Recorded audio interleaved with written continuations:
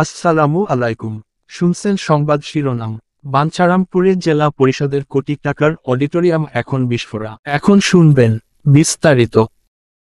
কথায় আছে লাগে টাকা দেবে গরিসেন। অনেকটা সেভাবেই আওয়ামী লীগ সরকারের আমলে বিভিন্ন প্রকল্পের নামে সরকারি টাকার যথেচ্ছ অপব্যবহার করেছেন।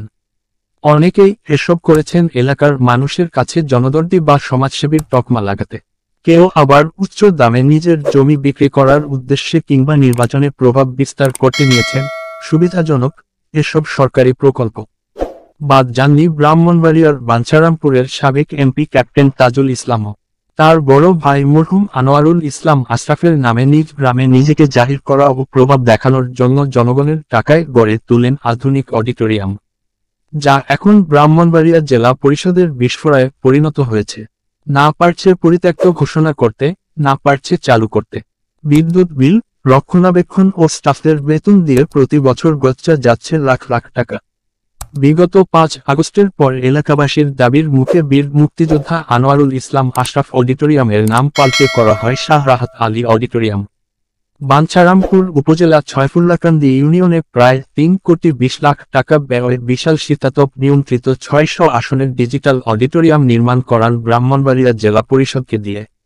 বাঞ্ছারামপুর সদর উপজেলা থেকে প্রায় ৬ কিলোমিটার দূরত্বে অবস্থিত হওয়ায় উদ্বোধনের ১২ বছরে মাত্র ৫টি প্রোগ্রাম অনুষ্ঠিত হয়েছে বলে জানান মিলনায়তনের কেয়ারটেকার জালাল মিয়া। তবে সবগুলো বিনামূল্যের, একটাও ভাড়া দিয়ে সরকারি রাজস্ব ঘরে দিতে পারেনি। তিনি আরও জানান, ৫টির মধ্যে ৩টি ছিল আওয়ামী লীগের দলীয় প্রোগ্রাম ও ২টি ছিল পার্শ্ববর্তী শাহ রাহাত আলী কলেজের অনুষ্ঠান। ১২ বছরের ৫টি অনুষ্ঠানই ছিল ফ্রি। ফলে সরকার কোন টাকাই পায়নি। ব্রাহ্মণবাড়িয়া জেলা পরিষদের বর্তমান প্রধান নির্বাহী কর্মকর্তা ভারপ্রাপ্ত মোহাম্মদ আনোয়ার হোসেন পাটোয়ারি বলেন, আমি নতুন যোগদান করেছি। বাঞ্ছারামপুরের পল্লী গ্রামে যে অডিটোরিয়াম করা হয়েছে তা ঠিক করা হয়নি। কারণ ২০১০ থেকে ১১ অর্থ বছরে ৩ কোটি টাকা দিয়ে শুধু ভবন করা হলেও আজ পর্যন্ত ১টি টাকাও রাজস্ব আসেনি। হলরুম ভাড়া দেয়া যায়নি। উল্টো কেয়ারটেকারকে প্রতি মাসে বেতন দিতে হচ্ছে ১৬,৫০০ টাকা। সেফ অপচয়। তিনি তথ্য দিয়ে ক্ষোভ প্রকাশ করে বলেন, আগের সরকার অডিটোরিয়ামটির সংস্কার কাজ করার জন্য ১ কোটি টাকা বরাদ্দ দিয়ে যায়।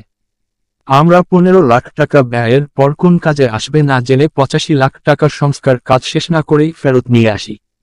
এই নিয়ে পরে ভাবা যাবে।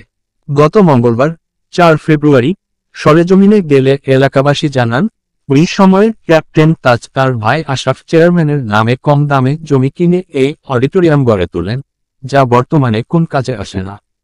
অন্য কিছু স্থাপন করলে জনতার কাজে লাগত। এদিকে ক্যাপ্টেন এবি তাজুল ইসলাম বিভিন্ন মামলায় কারাগারে। যার নামে এই অডিটোরিয়াম, সেই আনোয়ারুল ইসলাম আশরাফ চেয়ারম্যান মারা গেছেন অনেক পূর্বেই। বাঞ্ছারামপুরের সর্বজন শ্রদ্ধেয় শিক্ষক রূপসদি গ্রামের বীর মুক্তিযোদ্ধা ইউনুস বিএসসি বলেন, জেলা পরিষদ এমন অডিটোরিয়াম বানিয়েছেন সরকারি টাকায়, যা এখন বোঝায় পরিণত হয়েছে। বিগত আওয়ামী লীগ সরকারের এই অডিটোরিয়াম এখন কোন কাজে আসে না। এখানে শিক্ষা প্রতিষ্ঠানের করা হোক। বর্তমান ইউপি চেয়ারম্যান আব্দুল করিম আওয়ামী লীগ আমলে পুনর্নির্বাচনে বিনা প্রতিদ্বন্দ্বিতায় নির্বাচিত, বলেন, আমি শুনেছি মাজার কমিটি অডিটোরিয়ামটির জমি কেনার জন্য অর্থ দিয়েছিল। তবে এখানে দলীয় অনেক প্রোগ্রাম হয়েছে।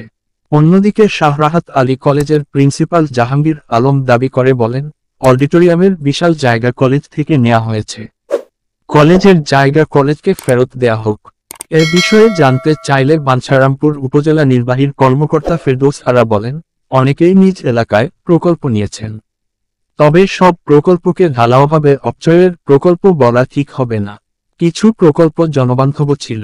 তবে রাজনৈতিক উদ্দেশ্যে যেসব প্রকল্প নেওয়া হয়েছে সেগুলোর তালিকা তৈরির কাজ চলছে। যেগুলোর কাজ মাঝপথে রয়েছে বা কিছু অর্থ ব্যয় হয়েছে, এমন প্রকল্প একটি পর্যায়ে পৌঁছার পর বন্ধ করে দেওয়া ঠিক হবে না, বরং এটিকে যেন পরিত্যক্ত ঘোষণা না করে সমাজের ভালো কোনো কাজে লাগানো যায় সে জন্য পদক্ষেপ নেওয়া হবে।